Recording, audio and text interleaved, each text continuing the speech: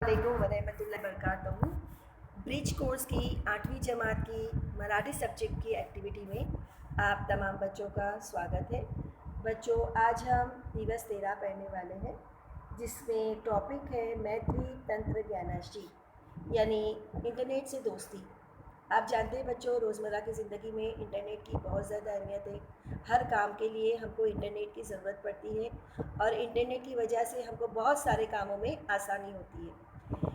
तो इस सरगर्मी को हल करने के बाद आप जो है ईमेल किस तरह बनाते हैं या ईमेल से मुतालिक मालूमात अपनी ज़बान में लिखने के काबिल हो जाएंगे।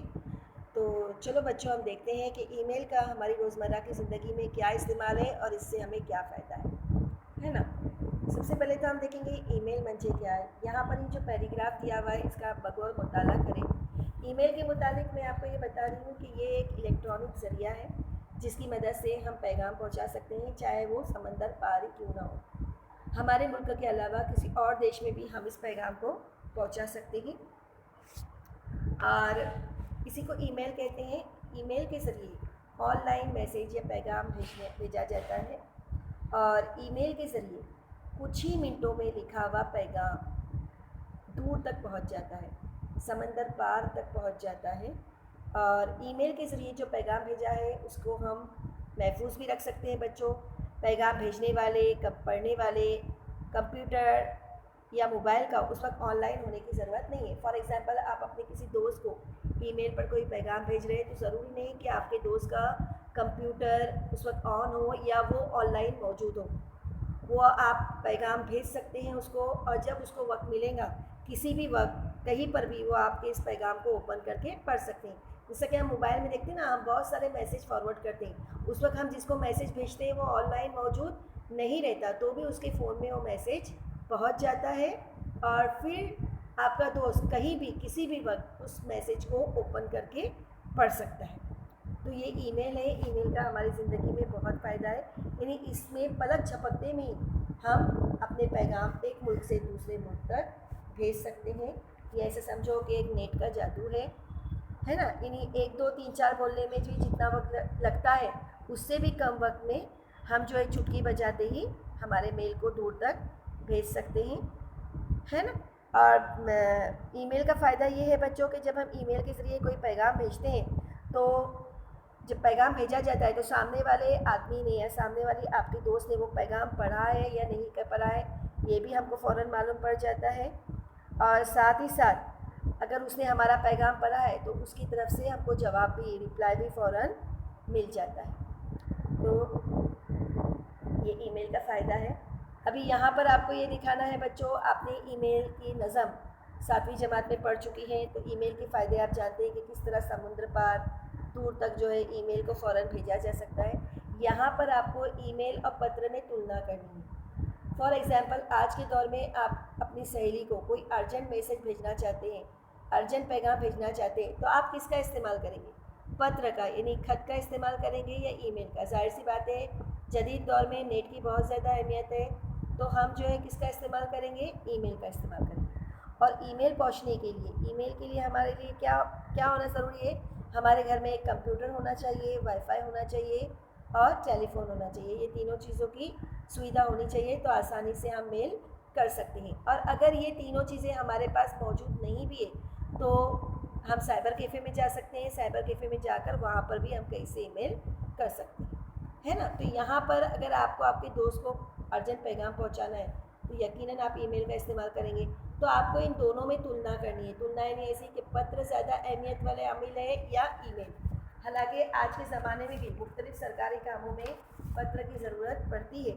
ऐसा आप बोल नहीं सकते कि पत्र का इस्तेमाल बिल्कुल ख़त्म हो गया है, ऐसा नहीं है। लेकिन पत्र के ज़रिए जो है कोई भी काम बहुत देर से होता है, यानी पोस्टमेट आएगा, उसको निकालेगा, फिर उसको जो है ले जाने में काफ़ी वक्त लगेगा। लेकिन ईमेल के ज़रिए हम चुटकी पहुंचाते ही अपना पैगाम दूसरों तक पहुंचा सकते हैं। तो आपको ईमेल और पत्र में कौन सा इजी लगता है, ईमेल और पत्र में क्या फ़र्क है, ये आपको मराठी ज़बान में एक्सप्लेन करना है। उसके अलावा यहाँ पर देखो, चला सराव करूँगा। अब हम ईमेल आईडी बनाते हैं, आप अपनी आईडी तैयार करते हैं मुख्तलिफ़ कामों के लिए। तर तुम्ही कोणकोणत्या कृती केल्या, तुमने ऐसा कौन कौन सा काम किए त्यांच्या क्रमावर ओक तख्ता तैयार करा, यानी आपको शजरी खाका बनाना है, जिसको आप इंग्लिश में वेब कहते हैं ना। मुख्तलिफ कामों के लिए आप जो है वेब बनाते हैं। तो अगर आपको अपनी ईमेल आईडी तैयार करना है तो आप जो है क्या करेंगे, कौन कौन से स्टेप करेंगे वो आपको लिखना है। जैसा उन्होंने एक ऑप्शन दिया है संगत शुरू करा, यानी सबसे पहले हमको क्या करना है, हमारा कंप्यूटर यूज़ करना है। बिल्कुल सही बात है कि ईमेल आईडी के लिए कंप्यूटर, और आजकल तो बहुत अच्छे अच्छे एंड्रॉयड फ़ोन है, इसके ज़रिए भी हम जो है ईमेल आईडी बना सकते हैं। तो ईमेल आईडी के लिए सबसे पहले हम पीसी को कनेक्ट करेंगे, है ना। साथ ही साथ वाईफाई का होना, मोडेम, पहले ज़माने में वाईफाई को मोडेम कहा जाता था, आज हर घर में वाईफाई है तो वाईफाई की मदद, वाईफाई से जोड़ा जाएगा। फिर उसके बाद हम जाएंगे गूगल क्रोम पर, है ना।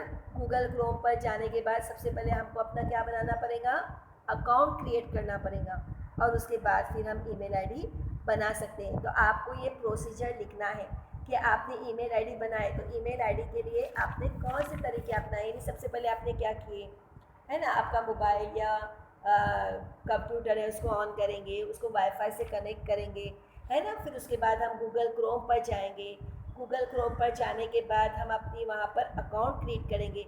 अकाउंट क्रिएट करने के बाद से लेकर तो ईमेल आईडी तक बनाने तक आपने कौन कौन से काम किए वो आपको लिखना है, स्टेप बाय स्टेप, है ना। जैसा कि यहाँ पे देखिए बॉक्स बने हुए, पहला संगणक शुरू किया करा, फिर उसके बाद क्या, फिर उसके बाद क्या, ये आपको सिस्टम से लिखना है। 4 चीज़ें मैंने आपको बताई। ईमेल आईडी बनाने के लिए सबसे पहले आप अपना कंप्यूटर या मोबाइल ऑन करेंगे, उसको वाईफाई से कनेक्ट करेंगे, ठीक है। उसके बाद आप कहाँ पर जाएंगे, गूगल क्रोम पर। गूगल क्रोम पर जाने के बाद आप सबसे पहले अपना क्या बनाएंगे, अकाउंट बनाएंगे। अकाउंट क्रिएट करना पड़ता है। अकाउंट क्रिएट करने के बाद ईमेल आईडी बनाने के लिए आप क्या क्या करेंगे, तो वो तमाम मालूमात जो है आपको क्या करनी है, इसमें लिखनी है। अब नीचे दूसरा सवाल देखो, खाली शब्दांसाठी मराठी शब्द शोधावलिया, यानी यहाँ पर 3 नाम दिए हुए जो इंग्लिश में, इसको मराठी में क्या कहते हैं हमको लिखना है। एक बता रही हूँ, 2 आपको ढूंढेंगे। पहला है कंप्यूटर, कंप्यूटर को मराठी में कहते हैं संगणक। उसी तरह इंटरनेट को मराठी में क्या कहते हैं। तीसरा टेलीफोन को मराठी में क्या कहते हैं, ये आपको खुद से लिखना है, यानी हेडिंग डालकर लिखना है। और बच्चों ये आप आसानी से कर सकते हैं, इसकी क्या वजह है, चलो हम कुछ आपको पिछला पढ़ा हुआ याद दिला दें। ये देखिए, ये आपकी पिछले साल की 7वीं जमात की पढ़ी हुई नज़म है, नज़म कविता क्रमांक 11 ईमेल। और इस कविता के ज़रिए जो है ईमेल की माहिती आपको पिछले साल दी गई थी। अब ये मैं नज़म आपको पढ़कर सुनाती हूँ। देखिए, 1 2 3 4 जाते ईमेल समुद्रापार, नवीन पद्धतीचा हा चमत्कार, आता कशाला होता बेजार, है ना। यानी यहाँ पर ये बताया गया है कि नेट के ज़रिए पलक झपकते में हम मैसेज को जो है क्या कर सकते हैं, मैसेज को जो है हम क्या कर सकते हैं, भेज सकते हैं, दूर तक, समुद्र पार तक हम भेज सकते हैं। और ये जो है क्या है, एक तरह नेट का जादू है ना। जादूगर की तरह जादू ही है कि पलक झपकते में ही हमारा पैगाम एक जगह से दूसरी जगह पहुंच जाता है। नको पेन, नको पॉकेट, नको कागद, नको तिकीट, नको आता पोस्टात जायला, नको पोस्टमॅनची वाट बघायला। यानी अब हमको पेन, कॉपी, कागज़, टिकट लगाने का इस्तेमाल करने की कोई भी ज़रूरत नहीं। यानी पहले हम खत लिखते थे, पेन का इस्तेमाल करते थे, पॉकेट बनाते थे उसका, है ना। का अंतर्देशीय पत्र वगैरह रहते थे, उसको फोल्ड करना पड़ता था। साथ ही साथ जहाँ भरते वहाँ पर हमको उसकी टिकट लगाना पड़ती थी। लेकिन अब ये सारे झंझट करने की ज़रूरत नहीं है, ना ही हमको पोस्ट जाने की ज़रूरत है, और ना ही हमको डाकिया, पोस्टमैन की वाट भरने की ज़रूरत है, डाकिया की ज़रूरत है। क्यों? क्योंकि ईमेल के ज़रिए हमारा मैसेज आसानी से पहुंच जाता है। हवा असतो घरी संगणक एक, टेलिफोन आणि मॉडेम एक, किंवा मग इंटरनेट कॅफेत चला, झटपट ईमेल करता येईल तुम्हाला। अब वो कह रहा है कभी यहाँ पर कि आपको इसके ईमेल भेजने के लिए किस चीज़ की ज़रूरत है, कि आपके घर में एक कंप्यूटर, टेलीफोन और मॉडेम, मॉडेम की मानी वाईफाई, वाईफाई का होना ज़रूरी है ना। अगर ये चीज़ें आपके पास नहीं भी है तो भी कोई बात नहीं, आप इंटरनेट कैफ़े चला, इंटरनेट कैफ़े यानी साइबर कैफ़े में जाकर आप इस ईमेल को आसानी से कर सकते हैं।